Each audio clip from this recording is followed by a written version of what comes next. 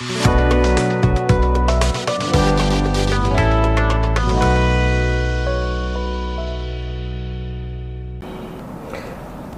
मित्रांनो,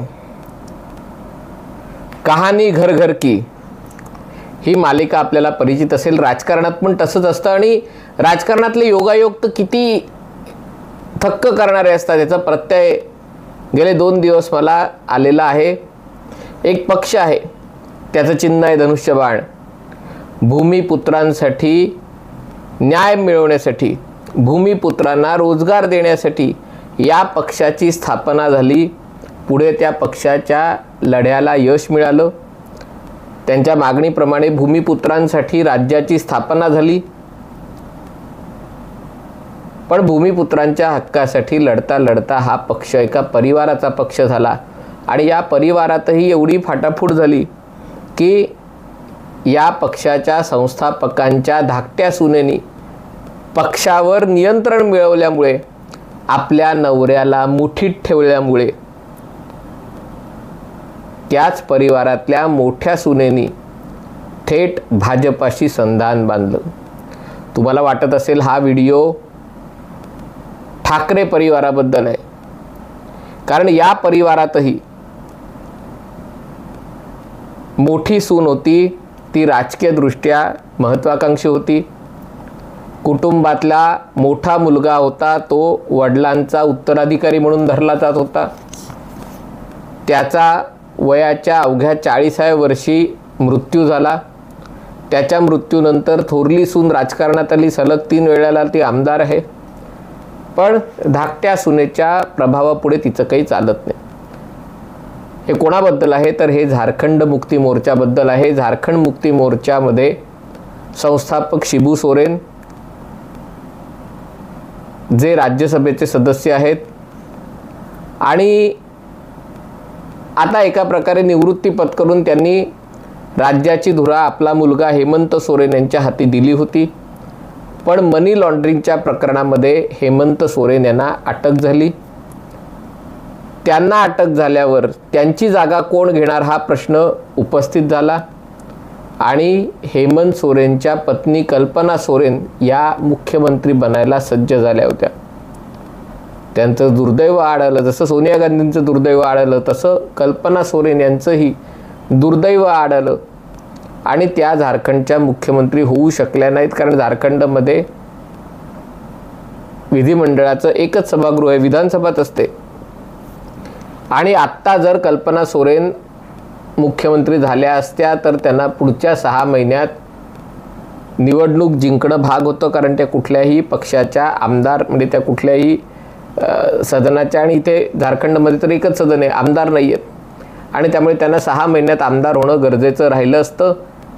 पण प्रश्न आहे की झारखंडमध्ये 2025 साली निवडणुका असल्यामुळे आणखीन 6 महिन्यांनी निवडणुका होतील की नाही ही शंका आहे, कारण शक्यतो शेवटच्या वर्षी विधानसभेच्या शेवटच्या वर्षी पोटनिवडणुका होत नाहीत आणि त्यामुळे जर निवडणुका झाल्याच नाहीत तर 6 महिन्यात कल्पना सोरेन आमदार होऊ शकल्या नसत्या। आमदार होऊ शकल्या नसत्या तर त्यांना राजीनामा द्यावा लागला असता, बेबरू झाली असते आणि त्याच्यामुळे त्यांनी चंपई सोरेन यांना मुख्यमंत्री बनवलं। पण त्यांना मुख्यमंत्री बनवलं असलं तरी पक्षाची सगळी सत्ताधुरा ह्या कल्पना सोरेनच चालवतात। यामुळे दुखावल्या कोण गेल्या तर थोरल्या सुनबाई सीता सोरेन।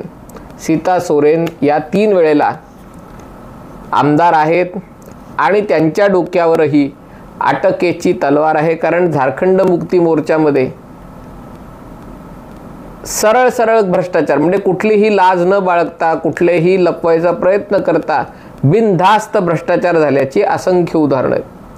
आपल्याला आठवत असेल शिबू सोरेन खुनाच्या आरोपाखाली तुरुंगात गेले होते। PV नरसिंहराव यांचं सरकार होतं तेव्हा ते सरकारविरुद्ध अविश्वास ठराव आला असता, त्यांना सरकारला वाचवण्यासाठी झारखंड मुक्ती मोर्चाच्या खासदारांनी कोट्यवधी रुपये घेतले। म्हणजे असे गुन्हे त्यांच्यासाठी काही नवीन नाही आहेत आणि त्यामुळे वेगवेगळ्या गुन्ह्याखाली त्यांच्या सर्वोच्च नेत्यांनाही शिक्षा झालेल्या आहेत। हेमंत सोरेन सध्या तुरुंगात आहेत मनी लॉन्ड्रिंगमुळे। आणि असं असताना मोठ्या सुनबाई आहेत सीता सोरेन, ज्या दुर्गा सोरेन यांच्या पत्नी, आणि त्यांना असं वाटतं की दुर्गा सोरेन जर उत्तराधिकारी होणार होते तर ते आता होऊ शकत नसतील आणि हेमंत सोरेन मुख्यमंत्री राहिले नसतील तर आपल्याला मुख्यमंत्री मिळायला काय हरकत होती? धाकट्या सुनेसाठी हे कशाला करायचा प्रयत्न चालू होता? आणि दुसरीकडे या सीता सोरेन आहेत, त्या देखील CBIच्या कचाट्यात अडकलेल्या आहेत. त्यांचं भ्रष्टाचाराचं प्रकरण तर मुलुखा वेगळं आहे आणि त्यांच्या भ्रष्टाचाराच्या प्रकरणामुळेच सर्वोच्च न्यायालयाला ऐतिहासिक निकाल द्यावा लागलेला आहे. आत्तापर्यंत सर्वोच्च न्यायालयाचा असा निकाल होता की खासदारांनी संसदेमध्ये मतदान करण्यासाठी पैसे घेतले तर तो गुन्हा होऊ शकत नाही, कारण संसदेमध्ये ते काय करतात हा त्यांचा प्रश्न आहे. आणि त्यामुळे सीता सोरेन यांच्या प्रकरणात भ्रष्टाचाराचा आरोप सिद्ध व्हायला काही वाव नव्हता. पण सीता सोरेन यांनी तर कमालच केली.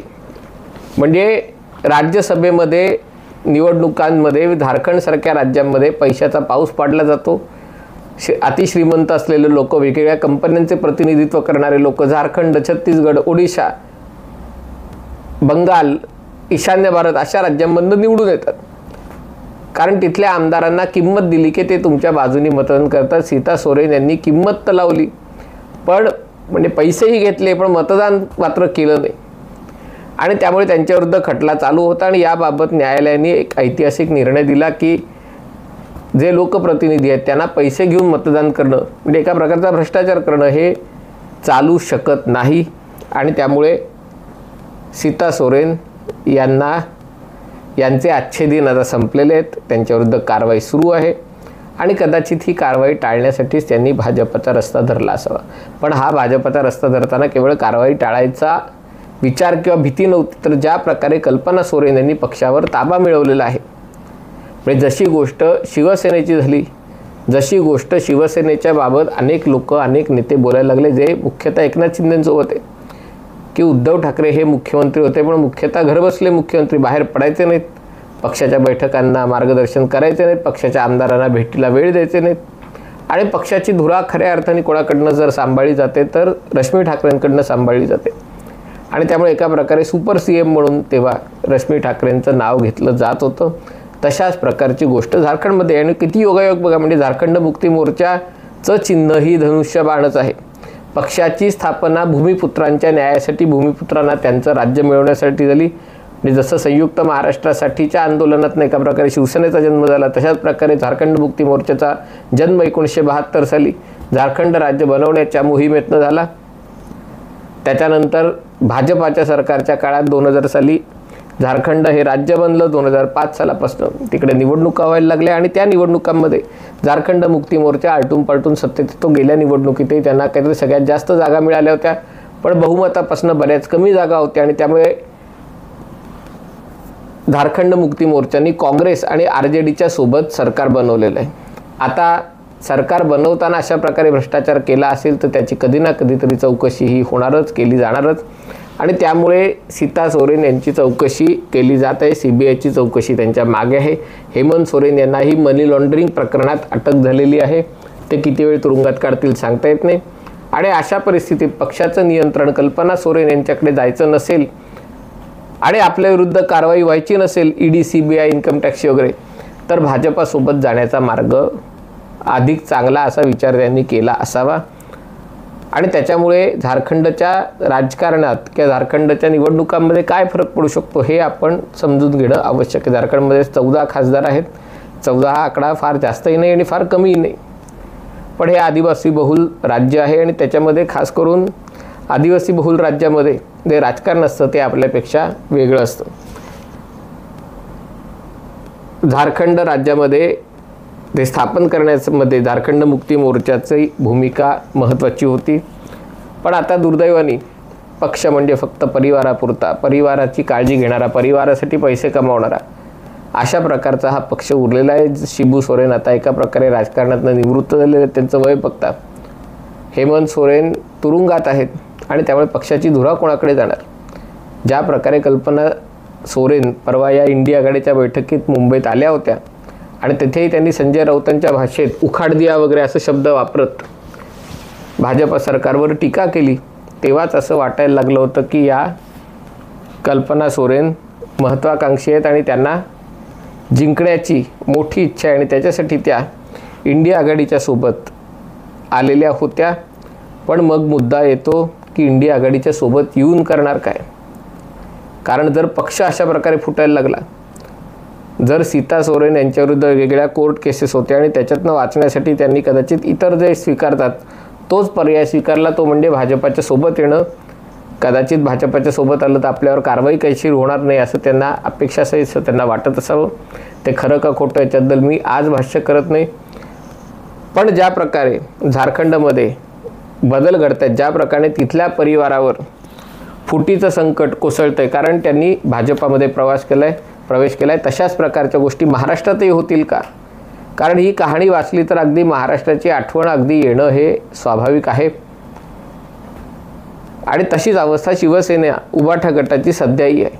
आणि त्यामुळे झारखंड मुक्ती मोर्चाकडे बघून, त्यांच्या अंतर्गत राजकारणाकडे बघून हा धडा महाराष्ट्रातल्या अन्य पक्षांना आणि खास करून शिवसेना आणि शिवसेना उभाटालाही आहे की कशा प्रकारे आपल्याला राजकारणात राहायचं असेल आणि परिवाराला केंद्रस्थानी ठेवायचं असेल तर परिवारातले वाद चव्हाट्यावर येऊ नये, परिवारातल्या वादामुळे पक्ष फुटू नये, याची दक्षता या सगळ्या फॅमिली ड्रिव्हन पार्टींना घ्यावी लागणार आहे. तुर्तास इथेच थांबतो. पाहत रहा MH48.